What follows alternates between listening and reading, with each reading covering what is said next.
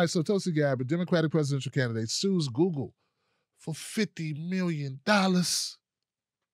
Almost makes me want to take back what I said, man. I didn't mean to disagree with you, Tulsi. Can I get like 2% of that? That could really help my show. Representative Tulsi Gabbard, the long shot presidential candidate from Hawaii. They had to stick that in there. It's New York Times. The long shot. You mean like Trump? You mean like Trump was a long shot? Remember that? You now call him President Trump. President Cheeto. The long shot. Obama was a long shot too. They were like, oh, everybody was like, I'm over here with Hillary. Then this is, I don't know, African dude over here. Literally African-American dude over here. He won. Representative Tulsi Gabbard, presidential candidate from Hawaii, said in a federal lawsuit that Google infringed on her free speech when it briefly suspended her campaign's advertising account after the first Democratic debate in June. Yeah, man. So, you know, the dust-up between Tulsi Gabbard and Tim Ryan and the surge that Tulsi Gabbard had, like, at one point, Tulsi Gabbard was the most searched phrase. Like, she went from, like, I don't know, not hardly being talked about at all before that debate to being talked about everywhere.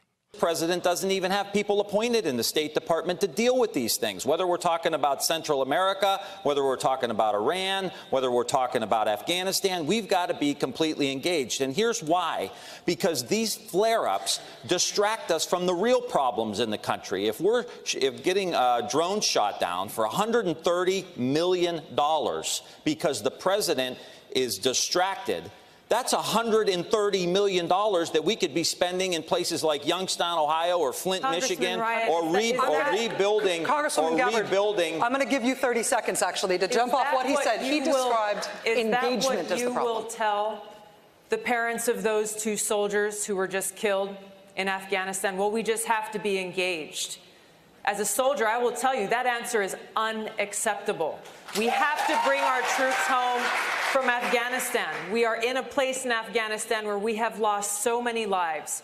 We've spent so much money, money that's coming out of every one of our pockets, money that should be going into communities here at home, meeting the needs of the people here at home.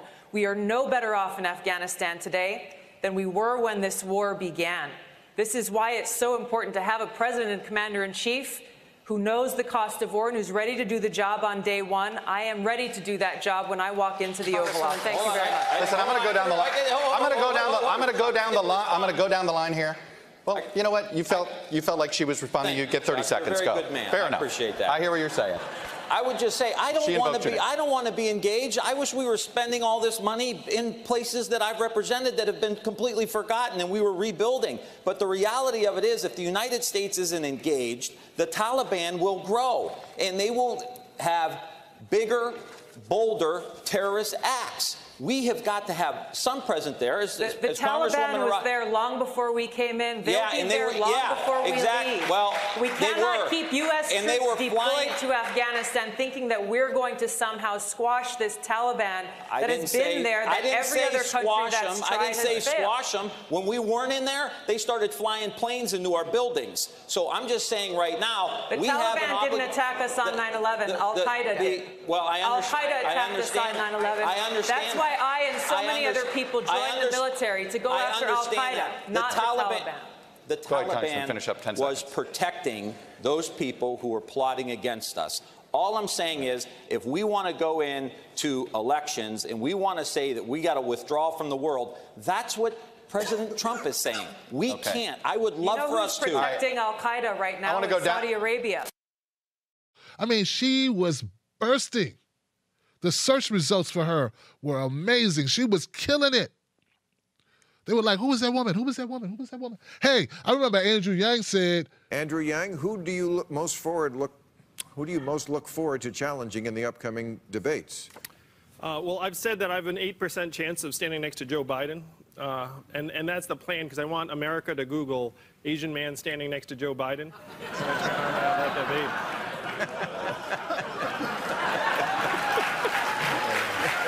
Well, no, it didn't work that way, but for him anyway, but it did work that way for Tulsi Gabbard. It was like, who's the The fine woman from Hawaii who made the guy from whoever that guy is from Ohio look like crap. Who's that lady? Now, I don't know if that's a search term that you can put money on. But back to this, man. So anyway, Tulsi Gabbard was surging in the search results.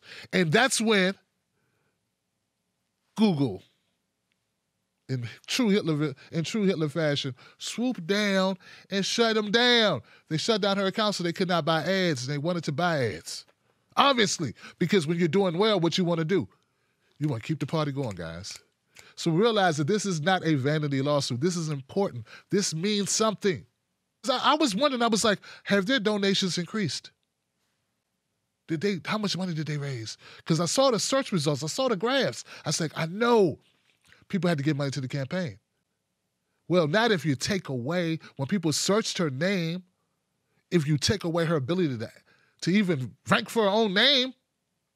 And after your first debate performance, BuzzFeed News wrote an article called "Tulsi Gabbard is having a MAGA moment after her debate performance." It says that you, quote, appear to cement your status as the very online right's favorite Democratic candidate. So as a candidate running for the Democratic nomination, do you welcome that support?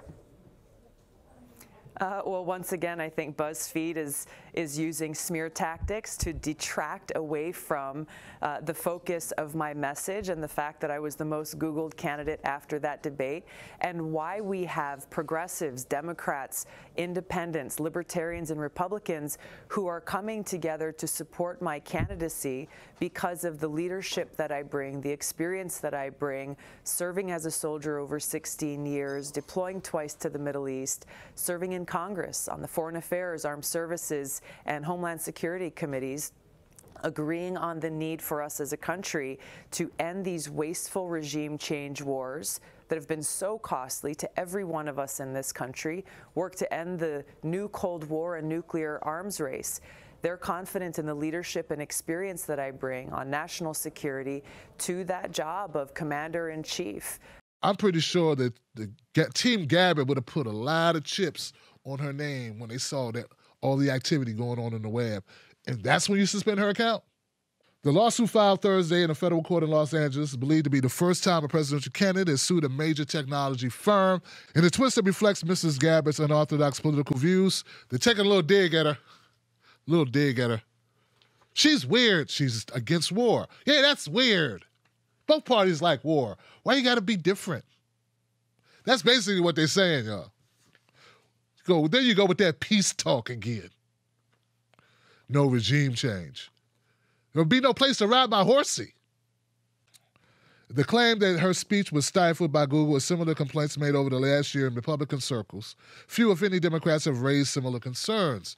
Yeah, well, maybe very few Democrats have raised concerns about their speech being stifled by Google because Google has, up to this point, been focusing mostly on Republicans and conservatives. And independent media, too. Don't forget that. I was interviewed by the Boston Globe about it last year, back in 2017, 2016, a couple years ago. And I'm not right-wing at all. I slam Trump on a regular basis when he deserves it. Tulsi Now, Inc., the campaign committee for Ms. Gabbard, said Google suspended the campaign's advertising account for 6 hours.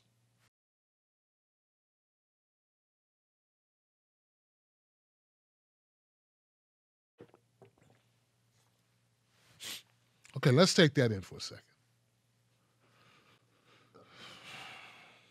6 hours.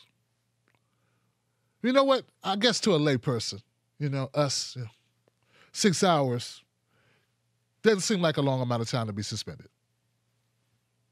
But if the whole world's looking for you, and it's the hottest, the moment, the biggest moment of your campaign when it comes to internet activity, the biggest moment, just imagine. Like, I've went viral about 6, 7, 8. It depends on what you consider viral. I've had over 1 million views like 4 or 5 times, right? I went semi-viral, mini-viral, which is like over 100,000, several times. But in the first 6 hours of you going viral, that is everything.